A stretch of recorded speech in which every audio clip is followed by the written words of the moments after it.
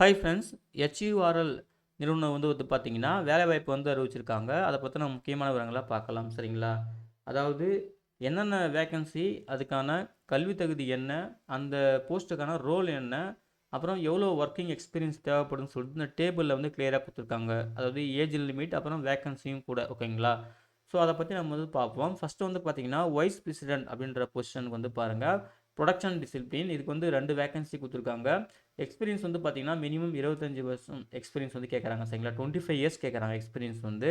அதுக்கப்புறம் செகண்டா வந்து பார்த்தீங்கன்னா, கெமிக்கல் டிசிப்ளின்க்கு வந்து கேட்குறாங்க. கெமிக்கல் அம்மோனியா அப்படின்னு சொல்லிட்டு இன்ஜினியர், சீனியர் இன்ஜினியர் அப்படின்ற ரோலுக்கு ஓகேங்களா? எல்லா போஸ்ட்டுக்குமே இன்ஜினியர்னா அப்பர் ஏஜ் லிமிட் வந்து 30 வயசு. சீனியர் இன்ஜினியர்னா அப்பர் ஏஜ் லிமிட் வந்து 32 வயசுன்னு சொல்லியிருக்காங்க. ஓகேங்களா? வைஸ் பிரசிடென்ட்க்கு மட்டும் அப்பர் ஏஜ் லிமிட் வந்து பார்த்தீங்கன்னா, 53 வயசு சொல்லியிருக்காங்க. ஓகேங்களா? ஸோ அந்த கெமிக்கல் அம்மோனிக்கா வந்து பார்த்தீங்கன்னா, மொத்தம் 7 வேக்கன்சி குடுத்துருக்காங்க. ஸோ இதுக்கு வந்து பார்த்தீங்கன்னா, நீங்க இன்ஜினியர் அந்த கேட்டகரி அப்ளை பண்ணீங்கன்னா 2 வருஷம் எக்ஸ்பீரியன்ஸு. சீனியர் இன்ஜினியர்னா 4 வருஷம் எக்ஸ்பீரியன்ஸ் வந்து கேட்குறாங்க. இது எல்லா போஸ்ட்டுக்குமே பொருந்தும். சரிங்களா? அதுக்கப்புறம் வந்து பார்த்தீங்கன்னா, கெமிக்கல்ல யூரியா அதுக்கு வந்து பாருங்க, இன்ஜினியருக்கு வந்து இன்ஜினியர் அப்புறம் சீனியர் இன்ஜினியர் இதுக்குமே 7 வேக்கன்சி தான் குடுத்துருக்காங்க. ஓகேங்களா? அப்புறம் 4தா வந்து பார்த்தீங்கன்னா, அப்புறம் இதுலயும் இன்ஜினியர், சீனியர் இன்ஜினியர் வந்து கேட்குறாங்க. மொத்தம் 11 வேக்கன்சி இருக்கு. சரிங்களா? இதுக்குமே எக்ஸ்பீரியன்ஸ் கேட்குறாங்க. ஓகேங்களா? எல்லா போஸ்ட்டுக்குமே எக்ஸ்பீரியன்ஸ் கேட்குறாங்க.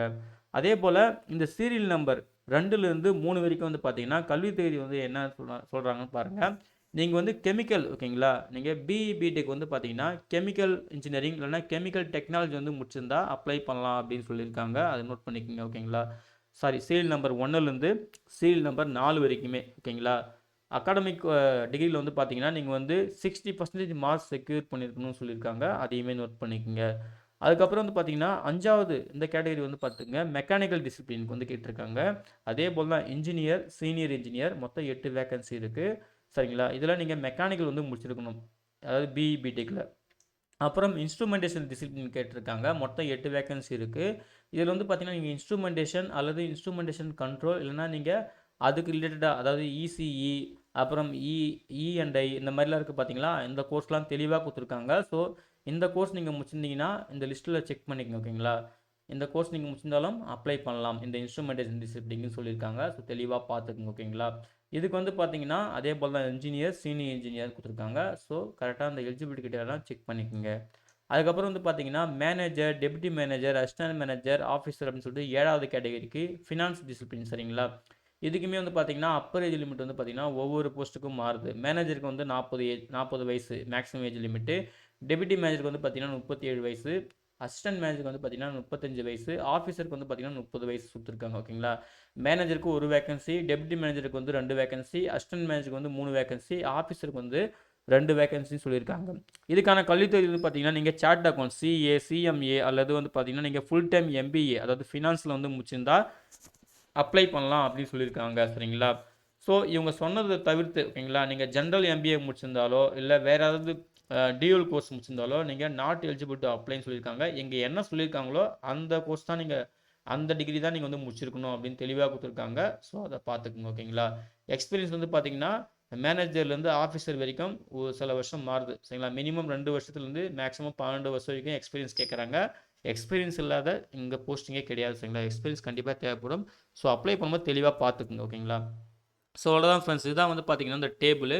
அப்ளை பண்ணுறதுக்கு முன்னாடி டேபிள் கிளியரா பார்த்துக்குங்க. சரிங்களா? நீங்க என்ன பொசிஷனுக்கு எலிஜிபிள் ஆகுறீங்க, உங்க கல்வி தகுதி என்ன, என்ன டிசிப்ளின்ல வருது, அப்பர் ஏஜ் லிமிட் என்ன, நம்பர் ஆஃப் வேக்கன்சி எவ்வளோ இருக்கு, அப்புறம் அதுக்கான ஜாப் டிஸ்கிரிப்ஷன், ஒர்க்கிங் எக்ஸ்பீரியன்ஸ் வந்து எவ்வளோ கேட்குறாங்கன்னு தெளிவா செக் பண்ணிட்டு, அதுக்கப்புறம் மேற்கொண்டு அப்ளை பண்ணுறதுக்கான கைட்லைன்ஸ் வந்து பார்த்துக்குங்க. ஓகேங்களா?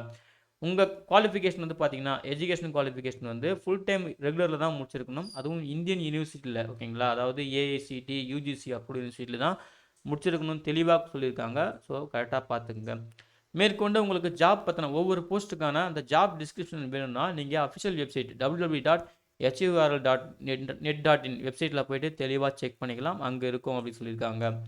பிசிக்கல் ஃபிட்னஸ் அதாவது மெடிக்கல்லாம் ஸ்டாண்டர்ட்லாம் செக் பண்ணுவோம். அது HURL அந்த ரூல்ஸ்ல ஸ்டாண்டர்ட்ல வந்து இருக்கு. நீங்க வந்து அஃபிஷியல் வெப்சைட்ல போய் செக் பண்ணிக்கலாம் அப்படின்னு சொல்லியிருக்காங்க. கண்டிப்பா மெடிக்கல் எக்ஸாமும் இருக்கும்னு சொல்லியிருக்காங்க. அதுக்கப்புறம் பீரியட் அண்ட் என்கேஜ்மெண்ட் ஓகேங்களா? அதுக்கான அ கைட்லைன்ஸ் குடுத்துருக்காங்க ஓகேங்களா? நீங்க செலக்ட் ஆனதுக்கப்புறம் உங்களுக்கு ப்ராபேஷன் பீரியட்லாம் வந்து எப்படி இருக்கும்? அதெல்லாம் தெளிவாக கொடுத்துருக்காங்க. நீங்கள் இங்கே செக் பண்ணிக்கலாம். அப்புறம் பே ஸ்கேல் வந்து பார்த்தீங்கன்னா, ஒவ்வொரு போஸ்டிங் வைஸாகவும் கொடுத்துருக்காங்க. ஓகேங்களா? அதையுமே நீங்கள் இங்கே செக் பண்ணிக்கலாம். சரிங்களா? அங்கே வந்து பாருங்கள், வைஸ் பிரசிடென்ட்க்கு வந்து பார்த்தீங்கன்னா, ஸ்டார்ட்டிங்கில் பேசிக் பே வந்து பார்த்தீங்கன்னா 1,20,000லேருந்து 2,80,000 வரைக்கும் இருக்கும். மேனேஜர் போஸ்ட்டுக்கு வந்து பார்த்தீங்கன்னா 70,000லேருந்து 2,00,000 வரைக்கும் இருக்குன்னு சொல்லியிருக்காங்க. டெப்யூட்டி மேனேஜருக்கு வந்து பார்த்தீங்கன்னா 60,000லேருந்து 1,80,000 சொல்லியிருக்காங்க. அசிஸ்டன்ட் மேனேஜருக்கு வந்து பார்த்தீங்கன்னா 50,000லேருந்து 1,60,000 சொல்லியிருக்காங்க. சீனியர் இன்ஜினியருக்கு வந்து பார்த்தீங்கன்னா 45,000லேருந்து 1,50,000 வரைக்கும். இன்ஜினியர் ஆஃபீஸருக்கு வந்து பார்த்தீங்கன்னா 40,000லேருந்து 1,40,000 வரைக்கும் இருக்குன்னு சொல்லியிருக்காங்க. இது ஏன் இப்படி வேரி ஆகுதுன்னா, எக்ஸ்பீரியன்ஸ் கேட்குறாங்க இல்லையா? உங்களுக்கு எக்ஸ்பீரியன்ஸ் உங்கள் அகாடமிக் பெர்ஃபார்மன்ஸ் பொறுத்து உங்களுக்கு இந்த பே ஸ்கேல் வந்து மாறலாம். அந்தந்த போஸ்டிங் வைஸாக அதான் இந்த ரேஞ்ச் கொடுத்துருக்காங்க. ஓகேங்களா? ஸோ அதையுமே நீங்கள் செக் பண்ணிக்கலாம். அப்ளை பண்ணுறதுக்கான கைட்லைன்ஸ் கொடுத்துருக்காங்க. கம்ப்ளீட்டாக ஆன்லைன் மோடு தான். அதுக்கான லிங்க்குமே கொடுத்துருக்காங்க. இதுக்கு இந்தியன் சிட்டிசன்ஸ் யார் வேணாலும் அப்ளை பண்ணலாம் தெளிவாக கொடுத்துருக்காங்க. கட் ஆஃப் டேட் வந்து பார்த்தீங்கன்னா, age limit, post qualification criteria எல்லாத்துக்கும் வந்து பார்த்தீங்கன்னா 31 டிசம்பர் 2024 தான் லாஸ்ட். அந்த டேட்டை வச்சு தான் எல்லா கட் ஆஃப் டேட்டு சரிங்களா? உங்கள் ஏஜ் லிமிட் சரி, உங்கள் அகாடமிக் பர்ஃபார்மன்ஸ் சரி, எக்ஸ்பீரியன்ஸ் சரி, எல்லாமே வந்து பார்த்தீங்கன்னா இந்த டேட் படி தான் எடுத்துப்போம் அப்படின்னு தெளிவாக கொடுத்துருக்காங்க. ஓகேங்களா? அதுக்கப்புறம் அப்ளை பண்ணும்போதே கேர்ஃபுல்லாக அப்ளை பண்ணுங்கள். மாடிஃபிகேஷன் பண்ண முடியாது, அதுக்கு டைமிங் தரமாட்டோம்னு தெளிவாக கொடுத்துருக்காங்க. ஆக்டிவில் இருக்கிற இமெயில் ஐடி, மொபைல் நம்பர் கொடுத்து அப்ளை பண்ணுங்கள். ஃபர்தராக கம்யூனிகேட் பண்ணுறதுக்கு கரெக்டாக யூஸ்ஃபுல்லாக இருக்கும். நீங்கள் செலெக்ஷன் ப்ராசஸ் வரைக்கும் கரெக்டாக மெயின்டைன் பண்ணிக்கோங்க சொல்லியிருக்காங்க. ஓகேங்களா? அதே போல் அப்ளை பண்ணுறதுக்கு முன்னாடி இந்த டாக்குமெண்ட்லாம் கரெக்டாக ரெடியாக வச்சுக்கோங்க தெளிவாக கொடுத்துருக்காங்க. ஸோ அது கரெக்டாக பார்த்துட்டு அதுக்கப்புறம் அப்ளை பண்ணுங்கள். ஓகேங்களா? அதுக்கப்புறம் வந்து பார்த்தீங்கன்னா ஒரிஜினல் அதாவது வெரிஃபிகேஷன் சர்டிஃபிகேட் வெரிஃபிகேஷன் இருக்கும். அப்போ வந்து நீங்கள் ஒரிஜினல் சர்டிஃபிகேட்லாம் எடுத்துகிட்டு வர மாதிரி இருக்கும் அப்படின்னு தெளிவாக கொடுத்துருக்காங்க. அதையுமே செக் பண்ணிக்கோங்க. ஓகேங்களா? அப்ளை பண்ணும்போது கேண்டிடேட் ஏதாவது ஒரு போஸ்ட்டுக்கு தான் அப்ளை பண்ணணும். ஒரே ஒரு அப்ளிகேஷன் தான் சப்மிட்டும் பண்ணணும் தெளிவாக கொடுத்துருக்காங்க. பார்த்துக்குங்க. ஓகேங்களா? அதே போல் வந்து பார்த்தீங்கன்னா HURL நிறுவனம் வந்து மேபி செலெக்ஷன் ப்ராசஸ் வந்து பார்த்தீங்கன்னா இன்டர்வியூ வைக்கலாம், இல்லை வந்து வேறு ஏதாவது ஷார்ட் லிஸ்ட் மெத்தட் வைக்கலாம். அது வந்து நாங்கள் எடுக்கிற முடிவு தான். செலெக்ஷன் டெஸ்ட் இருக்கலாம் அப்படின்னு சொல்லிட்டு அவங்க சொல்லியிருக்காங்க. அது வந்து அந்த நிறுவனம் எடுக்கிற முடிவு தான் அப்படின்னு சொல்லியிருக்காங்க. அது நம்பர் ஆஃப் கேண்டிடேட்ஸ் வந்து அப்ளை பண்ணுறதை பொறுத்து அப்படின்னு சொல்லியிருக்காங்க. ஓகேங்களா? அதையும் பார்த்துக்குங்க. சரிங்களா? அதுக்கப்புறம் முக்கியமான தேதிகள்.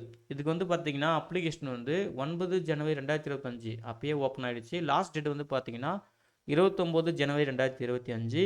கட் ஆஃப் டேட் வந்து பார்த்தீங்கன்னா நம்ம சொன்ன மாதிரி 31/12/2024 சரிங்களா? ஸோ இந்த டேட்லாம் வந்து நோட் பண்ணிக்கோங்க. லாஸ்ட் டேட் வந்து பார்த்தீங்கன்னா அப்ளை பண்ணுறதுக்கு 29 ஜனவரி 2025 சரிங்களா?